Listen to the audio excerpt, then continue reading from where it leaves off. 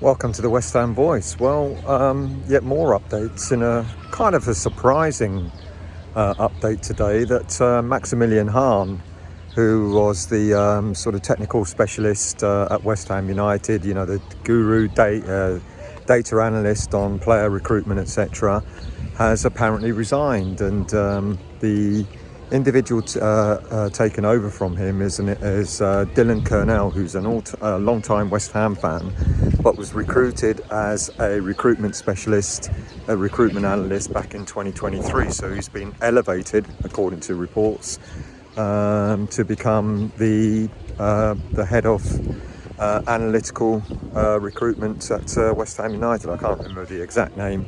But Maximilian Hahn leaving is somewhat of a surprise because we were led to believe that he was one of the main instigators of this new AI recruitment technology system that's being designed at West Ham between Amazon Web Services and an AI company called Crayon. And Maximilian Hahn was meant to be kind of like the chief protagonists of that particular system. But Dylan Curnell, I would imagine, working the same department, would have been reporting to Maximilian Hahn, is now going to take over Hahn's role. Now, there's speculation, and there always will be, that the only reason why Max Hahn is resigning is because Nuno is staying. And we all know that Nuno loves to use his favourite agent, George Mendes, and there could have been a clash of styles, a clash of thinking as to how we go ahead with our recruitment policy. Hahn is renowned, is quite well known in the footballing circles, especially from Germany, in his approach to recruitment of players through the analysis program. Whereas George Mendes is George Mendes, one of or probably the biggest agents in football. And he's undoubtedly going to have an influence over our recruitment structure at West Ham during the pre-season. So it's an interesting story. It's whether we want to read anything into it or not is another matter. But Hahn leaving opens the door for Curnell to demonstrate his ability. Will obviously have been working with Amazon Web Services and Crayon in developing this AI recruitment system. So it's a continuation, which is a good thing. It means that we shouldn't be losing anything in the analysis system, the AI analysis system that's being developed and designed. So, interesting news. Should we be concerned? Not too sure. I think over time we're going to find out whether it's going to have a positive or a negative impact on our recruitment strategy at West Ham.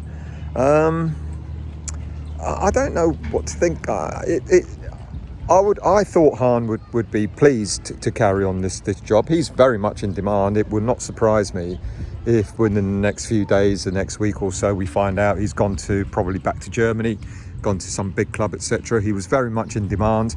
We all thought that perhaps he would have been gone when Tim Steidten left, because it was Steidten that was influential in bringing Maximilian Hahn to West Ham. And, Steidten's been gone for, well over a year and a half now, give or take. I lose track of time. We all thought he would have gone by at that time, but clearly not. Let's see how this pans out. Dylan Curnell, a West Ham fan, will take over that role. Apparently, we're still looking at recruiting a director of football or a technical director, whatever you want to call him. I worry, that the director of football seems to have more of an authority, more of an autonomy. Someone who can influence the shaping of this football team, the structure of our squad, whereas the technical director maybe won't have quite as much an influence as a director of football. But let's see what happens there. And everyone's talking about all this happening under Daniel Kretinsky and the big saviour Kretinsky. I'm still not 100% convinced that Kretinsky is going to be our big saviour. All this talk about you know, Kretinsky's pushing the narrative, getting director of football in, doing this, that and the other. I'd like to think that's true, and people are still hoping upon hope that Kretinsky's going to increase his number of shares at West Ham. David Sullivan's not going anywhere, people. So I think we've got to realise this, that Sullivan is apparently, from other reports, is apparently kind of encouraging, from one report I've read, God knows if it's true, but is apparently encouraging his sons to get involved in the recruitment of a director of football. God help us. If it ain't going to be Sullivan Senior, it's going to be Sullivan Junior, one of them. So God help us there. I don't know. If that's true, that worries me. That's not the way you go about recruiting a director of football at such a crucial time. Hopefully that recruitment of a director of football or a technical director or whatever it's going to be, it's got to happen soon. We need to start hitting the ground running. I know the transfer window has yet to open, but it's due. I don't remember the date, to be honest with you. I'm going to say the 1st of June. I'm probably going to be wrong.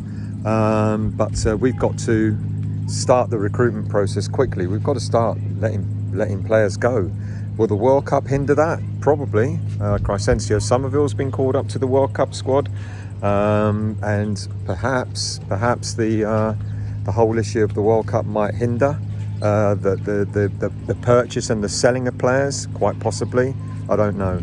But there's the news today. Maximilian Hahn has apparently resigned. Dylan Curnell, a long-time West Ham fan who reported to Hahn, has now been enhanced, from my understanding, into that role of head of recruitment and data analysis. We're still developing this AI system that was brought in about 2023, I think, which is run by Amazon Web Services and an AI company called Crayon.